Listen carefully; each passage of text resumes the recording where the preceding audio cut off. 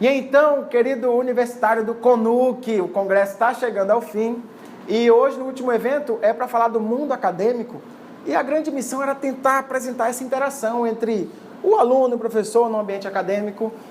E eu imagino que você tenha várias dúvidas e o congresso tinha essa finalidade, a tentar, né, para tentar melhorar aí essa tua informação, para tirar essas dúvidas, mas que talvez eu não tenha conseguido traduzir todas as perguntas e eu passei essa missão para os dois que eu vou lhe apresentar agora. Na verdade, vão se apresentar.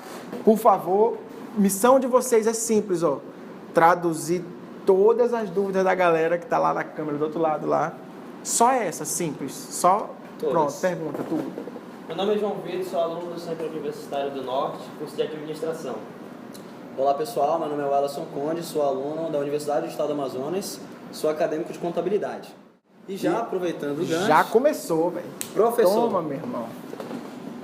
Falando sobre professor, esses tempos eu tava... Bateu uma vontade assim de ser professor. Ih! Tem cura? É um problema, porque, olha só, tu pretende ser professor ou tu pretende trabalhar? Tem que ter duas, tem que escolher uma das duas. Pois é, eu quero trabalhar, mas eu quero ser professor. Porque a pergunta que fazem aí, a gente já repetiu algumas vezes ao longo do congresso, é, professor, o senhor também trabalha ou só dá aula mesmo, né? E a ideia é o seguinte, você no mundo acadêmico não é só professor. Você no mundo acadêmico, você pode atuar também, né? Como pesquisador, como escritor, você criar conteúdos online como professor. Então, assim, acho que a ideia do mundo acadêmico, ele abre uma série de possibilidades para a atuação. Eu não pergunto se tem cura, não. Acho que se você não buscar essa cura aí, na verdade, a única cura vai ser você dar aula mesmo. Você vai ter que trabalhar como professor para você saber se tem cura ou não. Tá bom. Aí tem mais duas pessoas que estão participando da entrevista aqui, que é a Naila, que está escondida ali, que não quer aparecer, e a Emily também, que está aqui, mas não quer aparecer, e o Jonas, que também está aqui, que é o assistente, né? O Jonas. Continua aí, vai, outra. Bem, professor, assim, eu tenho algumas dúvidas em relação à formação, o que um professor precisa ter, que, não sei, algumas universidades exigem, o que outras não exigem, o que geralmente, Pronto. assim, do camarada ser professor, né? Recém-formado que ele precisa para dar aula para uma universidade. Pronto. Do ponto de vista técnico, assim, do que ele tem que apresentar de titulações, é possível até que com a pós-graduação as instituições já aceitam você apenas com a pós. Existe a possibilidade ainda remota, mas existe, de você ser chamado como professor só com a graduação. Então, se só tem graduação, existe a possibilidade sim de você ser professor já na área, né? Não há uma exigência. Agora, qual tem sido, né? O gráfico tem sido dessa forma. Contratação, as instituições já estão buscando professores com mestrado. Então, até então, né, a graduação era algo bacana, esplendoroso, e hoje em dia já é uma necessidade básica, né? Então, a galera hoje em dia tem que estar pelo menos com a pós-graduação, a especialização específica, né? Especialização, e o mestrado. Agora, de competências e habilidades que a pessoa deve desenvolver, porque eu acho que essa é a maior referência. Porque o título é apenas um título. Acho que a competência, a habilidade... Perfil, pronto. Qual habilidade que você deve demonstrar para ser professor? A primeira delas é quando você está achando que quer dar aula. Pronto. É o primeiro. O cara assim... Não, eu acho... Sabe qual é a essência do professor? É aquele que ele acabou de encher um copo com água, aí ele viu uma pessoa que está em dúvida de como faz, ele, não, é assim que você faz, ó. Vai lá e ensina como é que enche o copo com água. Ele poderia ter dito, é só apertar aí, pô. Aí pronto. Aquele que tem no perfil de professor, ele, não, é porque é simples, ó. Você faz assim, você aperta aqui, porque o acionamento, aí você começa sem perceber, quer explicar um pouco mais daquele processo, porque um dia alguém criou, e se alguém criou, não é aceitável que você não entenda. Então, poxa, você, além dessa possibilidade de só apresentar o que outros já criaram, você ainda tem a possibilidade de criar. Então, assim, eu procuro atuar na sala de aula, e até um dos maiores venenos, a gente ouve falar que a escola limita a capacidade de criatividade. Então, isso a gente vai crescendo, sendo podado, né? Tipo, você fez um negócio, olha, menino, para com isso. Aí você vai cortando essa criatividade, que quando criança você é muito criativo. E na universidade, a gente tem que fazer, como professor, eu creio que a gente, quando torna um jeito diferente de aprendizado, que marca de uma coisa diferente, uma musiquinha, uma paródia, não sei o quê, pronto, ali desperta um encantamento que é algo simples, mas porque rolou um processo de criatividade e eu acho que essa é uma das características mais pesadas, assim, de você ser alguém criativo. Porque a tua maior missão como professor é transferir uma informação para que a pessoa consiga assimilar e, acima de tudo, fazer sentido aquilo para que ela possa desempenhar a sua atividade. Então, é muito... Não pode ser só conteúdo, entendeu? Porque informação a gente já tem demais. Já tem muita informação. Acho que o professor em sala de aula ele tem a missão de causar transformação. Então, assim, eu acho que você tem vontade de transformar onde você está, naturalmente, tua competência já, você seria um ótimo professor. Agora, professor, o senhor abriu um leque aí no mundo acadêmico. E quais seriam as vantagens e as desvantagens em ingressar no mundo acadêmico? Pega, meu irmão. A vantagem que eu vejo, interação. Então, assim, eu gosto muito de interagir com as pessoas. Então, tem dias, naturalmente, você se sente desmotivado por algum motivo. Exemplo, né? Acho que todo ser humano um dia passa por um momento assim. E no momento de interação, você tem a oportunidade de conversar com outras pessoas diariamente. Então, eu outro dia tive um insight, né? Uma possibilidade. Eu saí tirando foto em todas as salas que eu fui. Então, naquele dia, eu cheguei a visitar 8 turmas. Então, ao longo de 8 turmas, você considerando aí cerca de 50 alunos em cada turma, eu interagi num só dia com cerca de 400 pessoas. E eu fui um instrumento naquele dia que podia ter feito daquele dia um dia melhor ou um dia de desgraça, né? Porque a gente tem esse poder. Pode fazer daquele dia um dia um inferno ou um dia feliz. Então, eu voltei para casa com todas as fotos. Eles assim, todas as fotos eu vi a galera se sentindo bem. Então, assim, você interagir com essas pessoas e fazer do dia delas um dia melhor, um dia de crescimento, um dia que fez diferença para elas. Eu acho que essa é a minha maior energia. Agora, do ponto de vista da desvantagem, nota. Por que nota? Porque o critério de avaliação é algo muito específico. Por exemplo, é um veneno, tem que dizer isso como professor, não acho que a nota traduza o esforço do aluno. Acho que o aluno, às vezes, se esforça muito, mas ele tem, naquela nota, ele acaba não encontrando, não reflete o real esforço dele, porque houve outras variáveis que influenciaram, que atrapalharam aquela nota. Então, problemas na família, uma educação de base que não foi tão forte, e você tem muitos fatores, mas que quando entra em sala de aula, você trata tudo com igualdade e desce a marreta com a prova e pronto. E aí, às vezes eu sei que a prova não reflete isso, mas que a gente acaba mensurando por esse item para avaliação.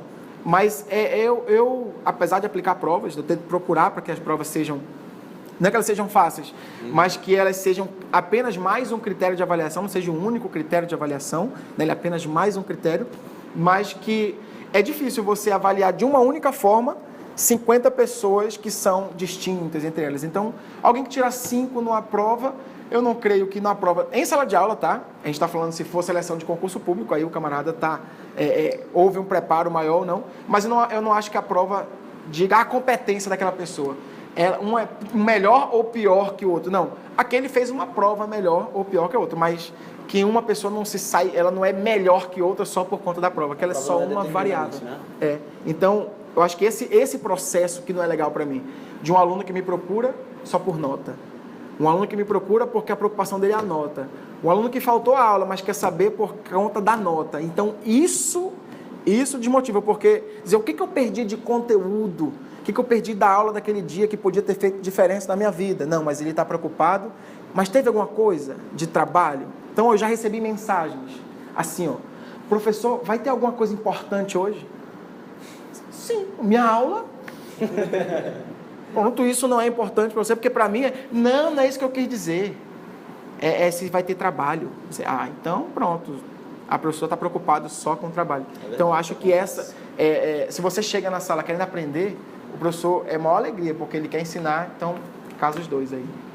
Valendo. Tem mais alguma dúvida aí? Tem, não sei, porque hoje no Brasil, né, corre histórias não, as pessoas falam mesmo, notícias, charges, de que carreira de professor não é boa, o salário é péssimo, não é vantagem ser professor hoje em dia. Isso. Como o senhor vê isso? Pronto, o que eu enxergo é assim, como é que a gente visualiza essa situação? O professor, ele nessas vezes, você encontra ele numa situação de desvantagem quanto ao salário, porque é aquele conceito de escassez lá da economia, que quanto mais escasso algo mais tende-se a dar valor àquilo. E quanto mais professores existem por aí, então é mais fácil. Então, se você chutar o balde hoje, em vez de ir atrás de você, vão atrás de outro professor, porque vai aparecer alguém em condições de ministrar aquele conteúdo, aquela aula. Então, acaba assim que a gente tem uma possibilidade de substituição, ninguém é insubstituível. Mas eu vejo assim, quando você desenvolve a sua atividade, o seu trabalho, e se especializa, e é um bom professor, o retorno financeiro, ele acaba acontecendo. Tá, mas a essência maior não pode ser o dinheiro. Porque se você se prende apenas ao dinheiro, você vai ter uma vida infeliz como professor. Apesar de ter inúmeros professores, né, que têm uma boa vida financeira por conta da profissão de professor. Então, não é que ser professor é péssimo, né, nos salários. O que a gente vê, educação básica infantil, é esse o sofrimento, né, do professor, que é uma das mais importantes na educação, que é a educação de base, e às vezes esse professor de base ele não é bem remunerado. O professor no ensino superior passa também pela mesma dificuldade. E assim, é até comum a gente perceber por aí, eu participava de uma aula, ele perguntava assim, você é o quê? E aí diz assim, sou professor. E algumas pessoas tendiam a dizer assim, eu sou professor universitário. Como se ser professor universitário dava um ar de calma, eu não sou só professor do ensino básico. E quando, na verdade, você é professor. Em qualquer dos níveis, se é nível básico, se é fundamental, se é superior, você é aquela profissão, professor. Então, assim, como qualquer outra área, você vai encontrar jogador de futebol que ganha pouco e jogador de futebol que ganha muito. Então, depende da sua habilidade, depende do quanto você consegue causar transformação na vida das pessoas. Tá, mas assim, depois que alcança esse nível assim, de ser um bom professor, um excelente professor, após fazer várias especializações, mestrado... Ok. O professor tem vida social? Pergunta importante. Essa pergunta é importante. Geralmente tem que lecionar, sei lá, primeiro, segundo, terceiro turno e pronto. Final de semana, não sei. Isso aí casa com aquela outra pergunta que a gente estava falando assim, se o cara trabalha ou se ele é só professor. Porque quando você diz a palavra trabalho, ela vem daquele sentimento de que é algo penoso e que como fizeste algo errado, do teu suor trabalharás e tal, aquela sensação de que é penoso e tal. E que você, ao escolher ser professor, e se aquilo desperta em você a paixão pela interação, você gosta de interagir e tal, não sei o que, se você gosta disso, naturalmente você vai sentir que isso realmente não é trabalho, é missão, entendeu? E aí, como é missão, você acaba não trabalhando em vários lugares. Aí você pode frequentar vários lugares e não sentir que aquilo é trabalho. Você sente que aquilo é missão. Então, se você perguntar para um camarada que abriu mão do que ele podia alcançar como empregado, aqui, ganhando dinheiro em algum lugar, para ir numa missão de humanidade, uma missão humanitária, uma missão onde ele está lá, ele está recebendo pouco, mas ele está fazendo uma diferença onde ele passa, você vai entender o que é missão. E aí, quando o professor escolhe aquilo como missão, lógico, ele precisa de dinheiro para sobreviver, né? Lógico, isso é o processo natural, porque não é que a falta de dinheiro, né? Muito dinheiro não traz felicidade, mas que a falta dele é desgraça certa, então a gente tem que ter um pouquinho. Mas, acima de tudo, não pode ser pelo dinheiro, senão a vida vai ser uma vida de infelicidade. É mais por missão mesmo. Acaba que você vai encontrar alguém que quer se propor. Eu acho que o seu pensamento, a sua ideia, ela se encaixa muito bem num texto que eu li um dia desse no livro. Que o livro ele dizia assim, por que será que algumas pessoas acordam todos os dias e não sentem vontade de de estar fazendo aquilo que elas fazem. Porque quando chega sexta-feira, final de sexta-feira... Tá sofrendo. Ela já tá feliz. Quando tá chegando sexta-feira, ela tá feliz. E quando chega final de domingo, ela já Segunda, começa tá a ficar murcha. triste. Acho que é porque ela não encontrou ainda a sua missão de vida. É isso que eu Quando digo, encontra a gente. missão, é. Porque missão de vida é quando você faz aquilo não por uma obrigação, mas porque você sabe que Agora é o há seguinte. pessoas que vão ser transformadas Pronto. naquele seu trabalho. E aí você fazendo tão bem aquilo, o retorno financeiro acaba surgindo. Mas você não faz só por dinheiro. Consequência. Exatamente, que isso aí acaba retornando para você. Agora é o seguinte, deixa eu perguntar outra coisa para vocês aqui, né, que vocês só estão perguntando aí. Agora vamos... O mundo acadêmico, por exemplo, já teve algum dia, na graduação, que você viveu, tenta lembrar, uma hora de estudo assim, que aquela hora foi de uma intensidade que você outrora nunca havia tido. Tipo assim, pô, teve um dia que aquela uma hora de estudo fez diferença de uma forma assim sinistra. Posso começar? Vou dar. Com certeza já teve. Teve alguma situação assim? Na sua aula de Na minha- contabilidade. Beleza, aí tá combinado. A gente combinou Não, isso não combinou não. Vou até contar a história porque a gente estava penando com uma professora porque a sala toda sem dificuldade em aprender com ela. E a gente já estava aqui há 5 semanas já tendo aula com ela. Não é combinado não. 5 semanas tendo aula com ela e nada entrava na nossa cabeça, algumas coisas só. E então a gente ouviu falar por alunos da mesma universidade, né, que, olha, tem esse professor aqui que ele viaja um pouquinho nas aulas dele, mas que ele ensina legal. Só ele. Aí a gente chamou ele em meia hora, impressionante. Meia hora parece que aquelas 5 semanas se encaixaram na nossa cabeça. E foi uma coisa assim de, caramba, como é que o professor pode fazer isso cantando uma paródia e, não sei, muito intensa. Uma hora intensa, assim, de estudo que você... Agora para quebrar, né, para não parecer que tá combinado, não foi com o senhor. Assim, é porque quando a gente ingressa, por exemplo, no meio acadêmico, né, meio que surge a necessidade, em certos momentos, de nos tornarmos autodidatas. Então, assim, é incrível a emoção de que você tá lá sozinho estudando, passa um tempo você ainda não entende. Você olha, lê mais uma vez, faz isso, se você entende. Isso não Essa tem transformação. preço, principalmente no momento em que você está no meio de outros acadêmicos e estão falando de assunto e, opa, eu sei disso aí, eu estudei. Mas essa sensação que você falou, de você ter compreendido, não tem preço, traduzindo, não há preço maior, ou coisa melhor para o professor ter apresentado algo a um aluno que ainda não entendia e que por conta daquilo que ele passou, o cara passou a entender. Então, assim, você ajudou aquela pessoa a evoluir. Então, é isso aí que acaba... Mas olha qual é a bronca, não é só isso aí não, que eu quero falar. É assim, ó. Ao longo da graduação, bora fazer um cálculo rápido da minha calculadora aí? Quantas horas diárias a gente tem na sala de aula? 4 horas? Acho que geralmente é isso, 4 horas. 4 horas. Ao longo de uma semana, 5 dias de aula, 20 horas. 20 horas, 4 semanas no mês, 80 horas. Um semestre, a gente estuda com uns 4 meses ali, né? 80 vezes 4 dá 320. Agora, 320 horas um semestre. Aí a gente estuda o quê? 8 semestres. Não é isso? 4 anos? 320 vezes 8. 320 vezes 8. Pronto. 2.560 horas. A carga horária da graduação é um pouco maior que essa. A gente está tirando por baixo. Vocês acham, olha o veneno, que vocês seriam profissionais melhores se vivessem 2.560 horas com a mesma intensidade daquela hora de estudo que vocês tiveram lá? Com certeza. Sem dúvida. Com certeza. Porque o que eu fico assustado como professor é que às vezes o professor me procura, o aluno me procura e diz assim, não, mas na graduação o cara não aprende nada, porque é só na prática que ele vai atender.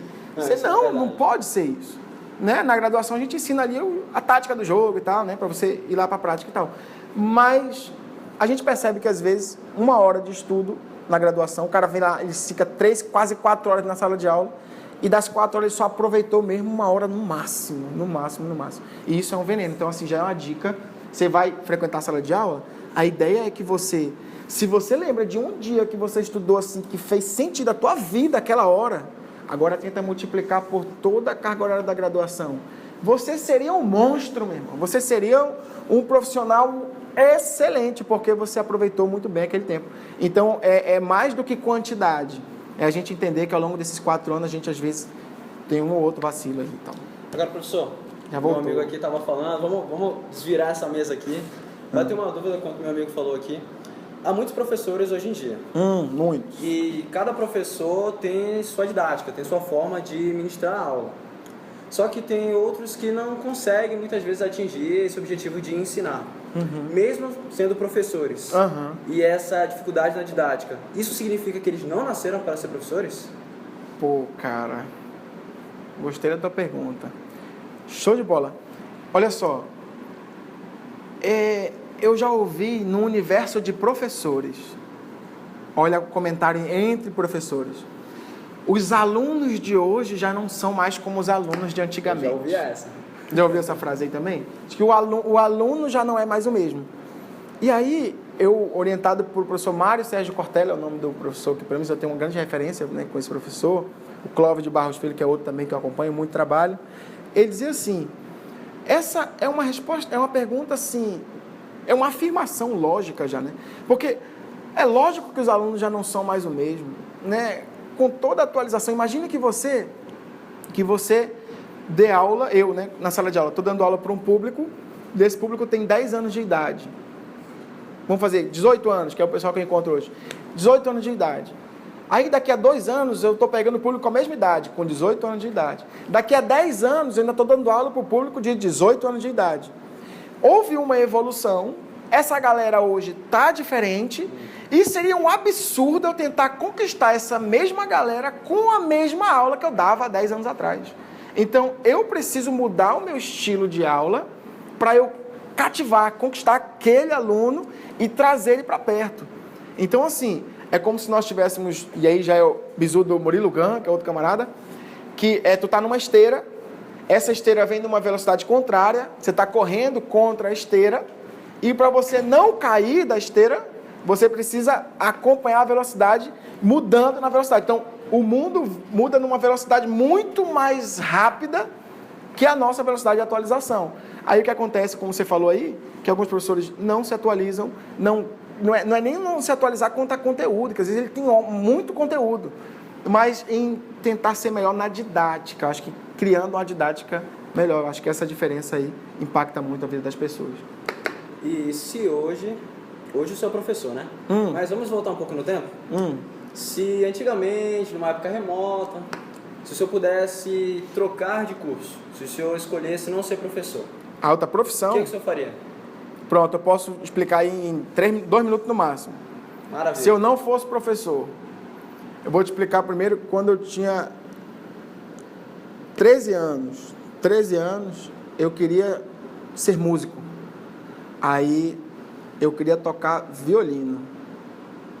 Aí, minha mãe era secretária da escola, ela zeladora da escola de música da prefeitura, e ela conseguiu uma vaga para mim, só que não tinha vaga no violino, só tinha vaga na flauta. Aí eu aprendi flauta para conseguir a vaga do violino. Aí eu entrei para a orquestra como violinista, então eu queria ser músico, queria muito ser músico. E aí depois eu comecei a estudar informática, e aí na sequência que eu estava estudando informática, houve um pessoal que me procurou para dar aula de violino. Aí eu dei aula de violino. Aí eu estudei informática. E aí eu queria trabalhar com informática. Já mudou. Aí eu estava trabalhando com informática, entendeu? E aí 13 anos ainda eu tinha, logo foi alguns meses depois. Aí eu ouvi lá, tipo monitor, tipo monitoria. Você não era professor, mas era monitoria. E aí eu fiz a seleção, pronto, agora eu era monitor. Ensinava a ligar o computador lá na sequência, desligava. Aí eu já era instrutor da escola, porque agora eu estava dando aula de informática. Aí eu comecei a estudar para concurso público. Dizer, agora vou estudar para concurso público, mas antes disso foi o Exército, pronto. Entrei no Exército para ser militar do Exército, oficial do Exército, tal, era top, 1 ano e meio depois. Instrutor da Escola de Formação de Oficiais, onde eu fui aluno. Aí eu falei, vou estudar contabilidade. Entrei no Uninorte como aluno do Uninorte para estudar contabilidade. Formei contabilidade, agora eu vou atuar. Aí fui chamado para ser professor do Uninorte. E isso, eu estudei para concurso público para passar num concurso ainda maior. Houve uma seleção para professor, aí eu comecei a dar aula no cursinho que eu era aluno. Então, assim, cara, eu tento, entendeu? A vida foi eu tento fazer outra coisa. Aí chega lá, tem um pessoal que quer aprender aquilo, eu começo a ensinar e pronto, viro professor da parada. Então, assim, é muito natural, é algo que é minha essência, é minha energia mesmo. Hoje eu pretendo alcançar coisas ainda maiores, mas nesse lugar que eu quero chegar, eu quero ser professor, entendeu? Então, assim, eu tenho almejo algo específico, mas porque lá, nesse lugar onde eu quero chegar, existe uma escola e eu quero ser instrutor daquela determinada escola. Então, é algo que nunca vai fugir. Eu posso até tentar qualquer outra coisa, mas eu vou voltar a ser professor de novo. É minha energia, minha alegria. Eu acho que aí eu consigo deixar claro aí. Tem uma pergunta, professor. Para fechar? Para fechar. O senhor é professor numa universidade pública e outra particular. Existe desvantagem, vantagem em relação a um? Perfil, pronto. São perfis distintos. Por exemplo, os meus alunos da universidade pública são os mais novos, né? E que alguns, não são todos, mas a maioria, eles têm a possibilidade de estudar. Eles têm tempo para estudar. E os universitários que eu tenho já na universidade particular, eles são trabalhadores durante o dia e passam lá na faculdade à noite, assim, já acabados, destruídos, cansados. E a gente tem ali cerca de 3, 4 horas ali, mas o cara está atolado de problemas e a gente tem que passar conteúdo para esse cara. Então, são perfis distintos, entendeu? Então, assim, eu não acho que haja diferença entre profissionais, tipo, dizendo assim que em tal lugar os profissionais são melhores ou piores que outros. Não, eu não acho que seria justo essa informação, eu não concordo com isso. Então seria a disponibilidade do aluno. Exatamente, que o universo é diferente. Você trabalhar com o mesmo conteúdo, olha, eu tenho uma mesma aula que eu dou em 3 lugares diferentes, mesmo que seja a mesma aula, não tem os mesmos impactos. Cada sala tem uma cultura diferente, um formato diferente, absorve diferente aquela aula. Mesmo que seja a mesma aula, com a mesma sequência de palavras, a mesma piada, a aula ela toma um rumo diferente ao longo do percurso, né? A gente não vai... Tem como falar 1h30 de sequência de palavras decoradas. Você chega para dar um conteúdo e aí ao longo vai surgindo dúvidas. Então, o que eu sinto é o seguinte, eu tenho um carinho muito grande pelas 2 instituições, muito grande mesmo. Mas na galera que eu vejo que vem do trabalho, eu vejo como uma missão maior para mim. Porque o cara veio do trabalho e ele tem um comportamento assim, de que ele sabe que tem que aprender, mas ele está sugado. Então, você conseguir a atenção dessa pessoa cansada, com sono... É um desafio, né? É um desafio muito grande. E aí, depois o tempo passa e a nossa missão maior é tentar conseguir que essa pessoa evolua e que, naturalmente, quanto mais alto ela chega, melhor é para nós, professores, porque você causou uma transformação a ponto de, não exatamente o reconhecimento, olha ele, não é isso, mas que o fato daquela pessoa crescer é natural. A gente tem essa tendência de reconhecer as pessoas que nos ajudaram a chegar além, né, em crescer mais. Então, eu creio que é como se você visse assim, quanto maior o desafio, sabe, e eles representam para mim esse maior desafio. Alunos do turno noturno, que são de uma universidade particular, que passam o dia na correria. Então, você encontrar dentro da sala de aula alguém que está vendendo brigadeiro. Tu está aqui dando aula, ele está vendendo brigadeiro ali. Sabe, é um negócio de uma energia muito grande, porque aquele cara está buscando na graduação algo para mudar de vida, ele não quer continuar naquilo. Então, eu acho que essa energia é muito massa para a sala de aula. Não vejo uma diferença entre competências.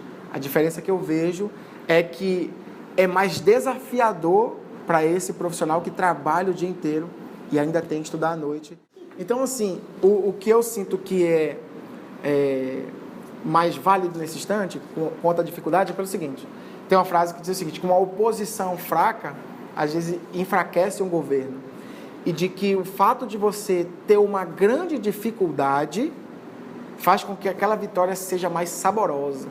Então, se você coloca assim, como se fosse 2 times para jogar, então você tem um time da seleção brasileira de futebol, então, com os melhores jogadores e tal, jogando contra o time que não é tão reconhecido, como o Haiti, por exemplo, não é tão chamativo. É uma vitória, assim, poxa, foi uma vitória, entendeu? Você não tinha outra coisa a fazer, a não ser vencer. Agora, quando você joga Brasil e Argentina, que já dá uma sensação de rivalidade e tal.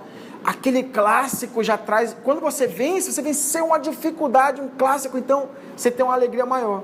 Então eu sinto isso aí no ambiente acadêmico, no meu aluno, que é da universidade particular e que ele trabalha o dia inteiro, tem uma remuneração que não é a dos sonhos, mas que é necessária ele trabalhar para que ele consiga custear. E às vezes não é o suficiente, ele vende coisas na faculdade para ele conseguir o suficiente. E aí esse cara, ele está enfrentando uma oposição muito forte, porque a gente tem que ter cuidado até com quem nos ama, né? Ainda hoje eu estava no curso e alguém veio se matricular, e ela veio matricular o filho, e aí ela disse assim, matricula o meu filho aí porque ele vai estudar para fazer o curso aqui sábado. Aí eu, tudo bem. Ele disse assim, ele estuda muito. Aí eu falei, poxa, que legal. Não sei como é que ele consegue. Porque ele faz a faculdade, ele trabalha, ainda estuda no fim de semana. Eu nunca fiz nada de faculdade, estou aqui, vivinha, nunca passei fome. Aí eu fico imaginando essa pessoa chegando em casa cansada da faculdade, porque trabalhou o dia inteiro. Daí ela vai chegar dizendo assim, eu estou cansada, acho que eu não vou amanhã não. Qual é a resposta que essa pessoa vai ter na hora? Dizer, menino, para logo. Tu está te acabando com isso. Isso está acabando contigo. Tu vai adoecer, tu vai ficar doido, tu vai não sei o quê e tal. E quando, na verdade, e é um conceito cheio de amor, é um conselho cheio de amor. A pessoa te ama. Então, você tem que ter muito cuidado com as pessoas que te amam para você não desistir por conta desses itens, né? E eu espero que você tenha alcançado ao longo dessa semana informações que sejam relevantes para a sua tomada de decisão. Você viu aí ao longo da semana que você pode seguir muitas áreas. E aí eu costumo brincar em sala de aula, por favor, não interpretem mal. Você pode seguir várias áreas e se tudo der errado, você ainda pode ser professor. É apenas uma brincadeira, tá bom? Você pode seguir muitas áreas, mas que você pode ser professor de todas essas áreas aí que você viu. Tá beleza? Então eu espero que você tenha se sentido bem ao longo da semana, que tenha absorvido conteúdo que faça diferença na sua vida e o recado foi dado. Compre a passagem. Qual é a passagem? Escolha, decida agora qual é o caminho que você vai seguir. E se for preciso depois, você pede reembolso, troca, muda, ajeita. Mas o fato é que você deve decidir. Ainda hoje, o convite está feito. Estou aguardando. Se possível, deixa nos comentários aí o que você achou de todo o congresso. E a gente vai se encontrando ao longo dos próximos vídeos. Um grande abraço. Valeu! Obrigado, gente. Obrigadão. Vocês são demais. Valeu!